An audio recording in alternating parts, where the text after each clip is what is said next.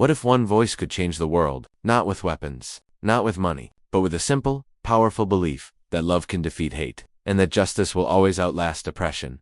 Today we know his name, we see his face on monuments, we hear his famous words, "I have a dream." But Martin Luther King Jr. wasn't always a famous leader. He was once a little boy in Atlanta, Georgia, who asked his mom, "Why can't I play with the white boy next door?" This is the story of that boy, a story of courage, education, family, and sacrifice. A story that changed America forever. Let's start at the beginning. Martin Luther King Jr. was born on January 15, 1929, in Atlanta, Georgia. His father, Michael King Sr., was a preacher. His mother, Alberta, was a teacher. Young Martin was actually born Michael King Jr., but after a trip to Germany, his father changed both their names to Martin Luther. After the great religious reformer. Martin grew up on Auburn Avenue, a busy, proud black neighborhood in Atlanta. Life seemed good at first, but very early, Martin saw something wrong. He had a white friend whose father suddenly said they could no longer play together. The boy's reason? "We are white. You are colored." Martin was confused and angry. His parents explained the cruel rules of segregation. Separate schools, separate water fountains, even separate sections on buses. His mother told him, "You are as good as anyone else." That lesson never left him. As a child, Martin was a great student. He skipped 2 grades. He loved books, big words, and baseball. But he also saw his father fight against racism, refusing to ride segregated elevators, demanding respect. Young Martin learned that you could be angry, but you must be smart and dignified. At just 15 years old, Martin finished high school. Yes, 15. He went to Morehouse College in Atlanta, the same school his father and grandfather attended. At first, he wasn't sure he wanted to be a preacher. He thought about being a doctor or a lawyer. But a wise president at the college told him, "A man can't serve God unless he has a hungry mind and a deep love for people." That changed him. Martin decided to become a minister. After Morehouse, he went north to study at Crozar Theological Seminary in Pennsylvania. This was huge. For the first time, Martin lived in a mostly white world, and he was treated with respect. He studied great thinkers. He read about a man from India named Mahatma Gandhi, who fought for justice without violence. Martin thought, "This is it. This is the way." He earned top grades, became class president, and then went to Boston University for his PhD.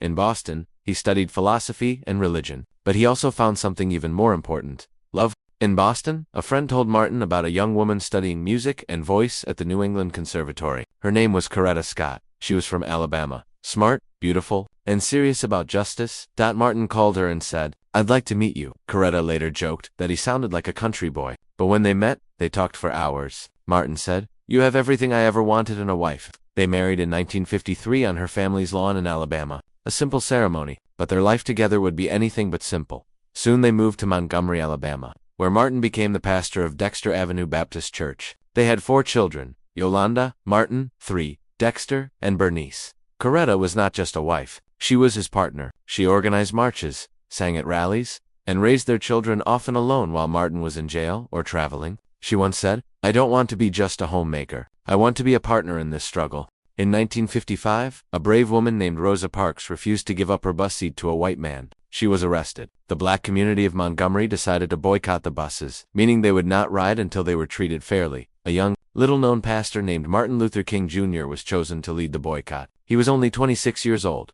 For 381 days, people walked to work, shared cars, and faced violence. Martin's house was bombed. His family was inside. Luckily, no one was hurt. An angry crowd gathered outside, ready to fight. But Martin told them, "We must love our white brothers. We must meet violence with nonviolence." That courage won the nation's heart. The Supreme Court ruled that bus segregation was illegal. Martin became a national leader. From Montgomery, he moved back to Atlanta to lead the Southern Christian Leadership Conference, SCLC. He traveled constantly. He lived out of suitcases. He wrote books, gave speeches, and organized peaceful protests. He also went to jail many times. In Birmingham, Alabama, he wrote his famous letter from Birmingham jail on scraps of newspaper, explaining why peaceful protest is necessary. He wrote, "Injustice anywhere is a threat to justice everywhere." In 1963, Martin helped organize the March on Washington. Over 250,000 people gathered at the Lincoln Memorial. That's where Martin gave his most famous speech, "I Have a Dream." He didn't plan to say those words at first, but as he spoke, gospel singer Mahalia Jackson shouted,